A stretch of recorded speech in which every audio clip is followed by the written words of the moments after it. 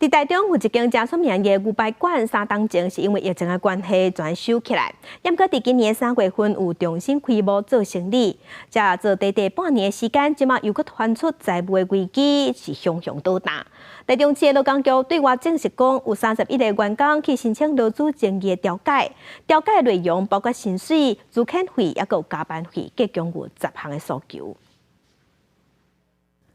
店面轰打头家欠钱的布条，大门也锁起来，涂骹全拢是互讲喙的机能卡。厂商也赶来遮赶紧搬货，原来是台中有名的一家饱餐厅台中牛排馆，团出无有境停业。那公司是有承诺我们会收到的，对，所以我们没有想过就是老板会这样子做。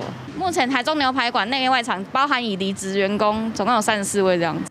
来到总部所在地，同款也做之不少厂商，将值钱的物品甲存货会当搬就尽量搬，希望将损失减到上低。伫台中经营真侪年的台中牛排馆，3年前捌休困，今年3月换予细股负责金了后重新复业，想袂到短半年就传出财务危机，车闸暗都无有境停业。那就两手一摊，说他就是没有钱，他没有办法支付。对，所以我现在也不知道该怎么办。我跟他是月结25号汇款嘛，可是25号他就是不用款，这个月8月份的他还没汇给我。员工无奈表示，因为生理愈来愈无好，6、7月拢封减薪水、加班费也无摕到，8月薪水是完全还袂领，指控细股负责人毋出面。那细股负责人11下昼是来到总部，部分厂商将物品搬走报警，也毋过也坦白讲，资金确实出问题。现在已经倒了。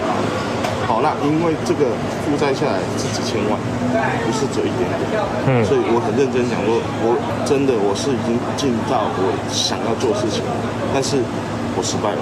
调解事项主要有积欠8月的工资到现在、资遣费、加班费等诉求。劳工局会尽速召集事业单位雇主及劳工来调解。台中市劳工局表示，会尽速调集劳资双方来调解。那雇主已经无费用甲能力，会当发工资加资遣费，会协助劳工申请工资垫偿基金来处理工资加资遣费。记者综合报道。